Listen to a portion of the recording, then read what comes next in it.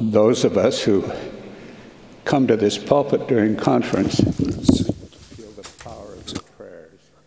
Ceux d'entre nous qui viennent à ce pupitre durant la conférence ressentent le pouvoir de vos prières. Notre Père Céleste comprenait que pour faire les progrès souhaités au jour de notre épreuve, nous aurions besoin d'affronter de grandes difficultés. Certaines d'entre elles seraient presque insurmontables.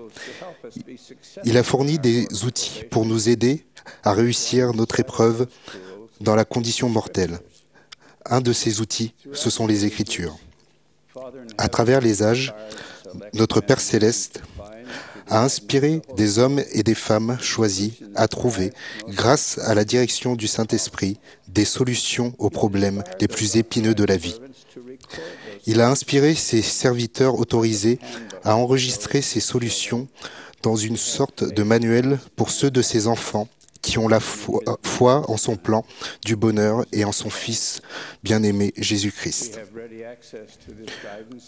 Nous avons à tout moment libre accès à ce guide grâce au trésor que nous appelons les ouvrages canoniques, c'est-à-dire l'Ancien et le Nouveau Testament, le Livre de Mormon, les Doctrines et Alliances et la Perle de Grand Prix. Les Écritures sont le produit d'une communication inspirée par le Saint-Esprit. Elles sont la pure vérité. Nous ne devons pas nous interroger sur la validité des concepts contenus dans les ouvrages canoniques, puisque le Saint-Esprit a été l'instrument qui a motivé et inspiré les personnes qui les ont écrits. Les Écritures sont comme des petites quantités de lumière qui illuminent notre esprit et nous préparent à être dirigés et inspirés d'en haut. Elles peuvent devenir la clé pour ouvrir le canal de communication avec notre Père Céleste et son Fils bien-aimé Jésus-Christ. Lorsqu'elles sont citées correctement, les Écritures donnent à nos déclarations la force de l'autorité. Elles peuvent devenir des amis loyaux que l'on peut consulter n'importe où et n'importe quand. Elles sont toujours disponibles en cas de besoin. Leur utilisation assure une base de vérité qui peut être activée par le Saint-Esprit.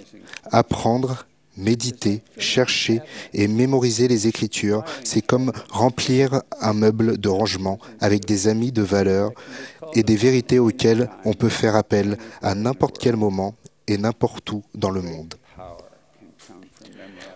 La mémorisation des Écritures peut être la source d'un grand pouvoir. Mémoriser une Écriture, c'est se créer une nouvelle amitié. C'est comme découvrir une nouvelle personne qui peut nous aider en cas de besoin, nous donner de l'inspiration et du réconfort et être une source de motivation quand un changement est nécessaire.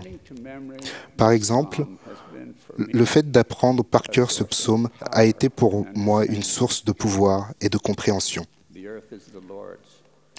À l'Éternel la terre et c'est ce qu'elle renferme, le monde et ceux qui l'habitent. Car il a fondé sur les mers et affermi sur les fleuves. Qui pourra monter à la montagne de l'Éternel? Qui s'élèvera jusqu'à son lieu saint? Celui qui a les mains innocentes et le cœur pur.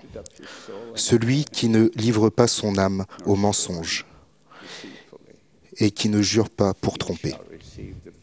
Il obtiendra la bénédiction de l'Éternel, la miséricorde du Dieu de son salut.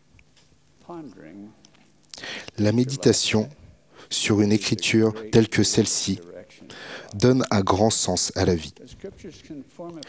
Les Écritures peuvent constituer la base d'un soutien. Elles peuvent être une source incroyablement abondante d'amis dévoués qui peuvent nous aider.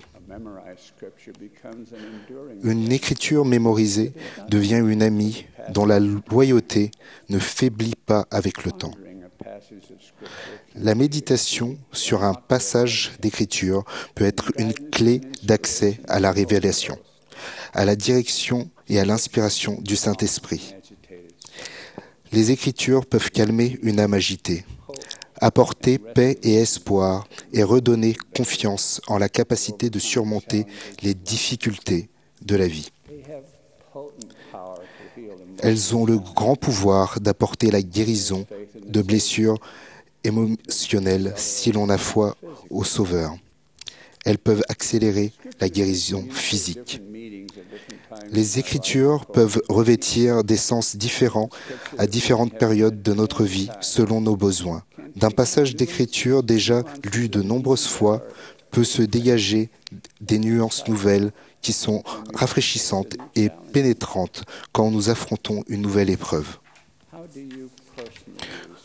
Comment vous servez-vous des Écritures? Est-ce que vous marquez les vôtres? Est-ce que vous les annotez dans la marge pour vous souvenir d'un moment où vous avez été guidé spirituellement ou d'une expérience qui vous a enseigné quelque chose de profond? Est-ce que vous vous servez de tous les ouvrages canoniques, y compris de l'Ancien Testament? J'ai trouvé dans les pages de l'Ancien Testament des vérités précieuses qui sont des éléments essentiels du fondement de vérité qui guide ma vie et qui me sert de ressource quand j'essaye de donner un message d'évangile à d'autres personnes. C'est pourquoi j'aime l'Ancien Testament. Je trouve des joyaux de vérité tout au long de ces pages.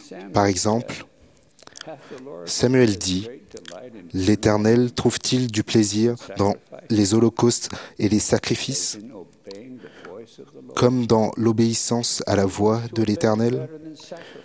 Voici, l'obéissance vaut mieux que les sacrifices, et l'observation de sa parole vaut mieux que la graisse des béliers. Confie-toi en l'Éternel de tout ton cœur et ne t'appuie pas sur ta sagesse. Reconnais-le dans toutes tes voies et il aplanira tes sentiers. Ne sois point sage à tes propres yeux. Crains l'Éternel et détourne-toi du mal. Mon fils, ne méprise pas la correction de l'Éternel et ne t'effraie point de ses châtiments, car l'Éternel châtie celui qu'il aime, comme un père l'enfant qu'il chérit. Heureux l'homme qui a trouvé la sagesse et l'homme qui possède l'intelligence. Le Nouveau Testament est aussi une source de vérité précieuse. Jésus lui répondit, « Tu aimeras le Seigneur ton Dieu de tout ton cœur, de toute ton âme et de toute ta pensée. » C'est le premier et le plus grand commandement. Et voici le second qui lui est semblable. Tu aimeras ton prochain comme toi-même. De ces deux commandements dépendent toute la loi et les prophètes. Le Seigneur dit, « Simon, Simon, Satan vous a réclamé pour vous cribler comme le froment. Mais j'ai prié pour toi, afin que ta foi ne défaille point. Et toi, quand tu seras converti, affermis tes frères. Seigneur, lui dit Pierre, je suis prêt à aller avec toi, et en prison, et à la mort. Et Jésus dit, Pierre, je te le dis, le coq ne chantera pas aujourd'hui que tu n'aies nié 3 fois de me connaître. Une servante qui le vit assis devant le feu fixa sur lui les regards et dit, cet homme était aussi avec lui. Mais il le nia disant, femme, je ne le connais pas. Peu après, un autre, l'ayant vu, dit, tu es aussi de ces gens-là. Et Pierre dit, homme, je n'en suis pas. Environ 1 heure plus tard, un autre insistait, disant, certainement, cet homme était aussi avec lui, car il est galiléen. Pierre répondit, homme, je ne sais pas ce que tu dis. Au même instant, comme il parlait encore, le coq chanta. Le Seigneur, s'étant retourné, regarda Pierre. Et Pierre se souvint de la parole que le Seigneur lui avait dite. avant que le coq chante aujourd'hui, tu me renieras 3 fois. Et étant sorti, il pleura amèrement. Voici un passage des Doctrines et Alliances qui m'a grandement béni. Ne cherche pas à annoncer ma parole, mais cherche tout d'abord à obtenir ma parole. Et alors ta langue sera déliée. Puis, si tu le désires, tu auras mon esprit et ma parole, oui, la puissance de Dieu pour convaincre les hommes. Je trouve que le livre de Mormon enseigne la vérité avec une clarté et un pouvoir unique, par exemple. Et maintenant, je voudrais que vous soyez humbles et que vous soyez soumis et doux, faciles à supplier, pleins de patience et de longanimité, modérés en tout, diligents à garder en tout temps les commandements de Dieu, demandant tout ce dont vous avez besoin, tant spirituellement que temporellement, rendant toujours grâce à Dieu de tout ce que vous recevez. Et veillez à avoir la foi, l'espérance et la charité. Et alors vous abonderez toujours en bonnes œuvres. Et un autre, et la charité est patiente, et est pleine de bonté, et n'est pas envieuse, et ne s'enfle pas d'orgueil, ne cherche pas son intérêt, ne s'irrite pas, ne soupçonne pas le mal, et ne se réjouit pas de l'injustice, mais se réjouit de la vérité, excuse tout, croit tout, espère tout, supporte tout. C'est pourquoi, mes frères bien-aimés, si vous n'avez pas la charité, vous n'êtes rien, car la charité ne périt jamais. C'est pourquoi, attachez-vous à la charité, qui est ce qu'il y a de plus grand, car tout succombera. Mais la charité est l'amour pur du Christ, et elle subsiste à jamais. Et tout ira bien pour quiconque sera trouvé la possédant au dernier jour. C'est pourquoi, mes frères bien-aimés, priez le Père de toute l'énergie de votre cœur, afin d'être remplis de cet amour qu'il a accordé à tous ceux qui sont de vrais disciples de son Fils, Jésus-Christ, afin de devenir les fils de Dieu, afin que, lorsqu'il apparaîtra, nous soyons semblables à lui, car nous le verrons tel qu'il est, afin que nous ayons cette espérance, afin que nous soyons purifiés, comme il est pur. Ma chère femme, Janine, aimait le livre de Mormon. Dans sa jeunesse, quand elle était adolescente, il est devenu la fondation de sa vie. Il a été une source de témoignages et d'enseignements pendant sa vie de missionnaire à plein temps dans le nord-ouest des États-Unis. Quand nous étions dans le champ de la mission de Cordoba en Argentine, elle recommandait vivement l'utilisation du livre de Mormon dans nos efforts de prosélytisme. Elle a confirmé tôt dans la vie que les personnes qui lisaient avec régularité le livre de Mormon ont la bénédiction d'avoir une portion supplémentaire de l'Esprit du Seigneur, une plus grande détermination à obéir aux commandements et un plus fort témoignage de la divinité du Fils de Dieu. Pendant je ne sais combien d'années, quand la fin de l'année approchait, je la voyais assise en silence, en train de finir soigneusement le livre de Mormon, lu une fois de plus, en entier, avant la fin de l'année. En 1991, j'ai voulu faire un cadeau de Noël spécial à ma famille. J'ai écrit dans mon journal comment j'ai réalisé ce désir. Il est minuit 38, c'est aujourd'hui, mercredi 18 décembre 1991.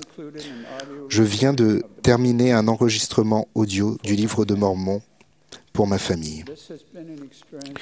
Cette expérience qui a fortifié mon témoignage de cette œuvre divine et qui a renforcé mon désir de mieux connaître son contenu, afin d'en apprendre des vérités que je pourrais utiliser dans mon service pour le Seigneur. J'aime ce livre. Je témoigne de toute mon âme qu'il est vrai, qu'il a été préparé afin d'être une bénédiction pour toute la maison d'Israël et toutes ses composantes réparties dans le monde entier.